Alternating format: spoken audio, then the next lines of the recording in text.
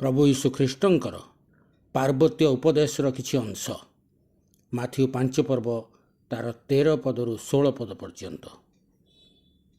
तुम्भे माने पृथ्वीर लवण, किंतु लवण जदि स्वादहीन हुए तेबे ता काहीरे लवण तत्वयुक्त हेब, ता आउ कौनसी कार्ययोग्य नुहे, केवल बाहर पकाई लोकमानक पाद तले दलित हेबार योग्य।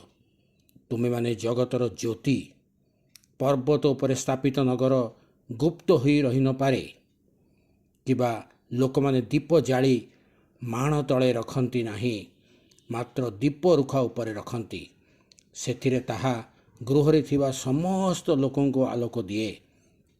सही प्रकारे तुममानकर आलोक लोकों साक्षात प्रकाश पाऊ, जेपरि सेमाने तुममानक सत्कर्म देखि तुममानक स्वर्गस्थ पितांकर महिमा कीर्तन करिवे। आमेन।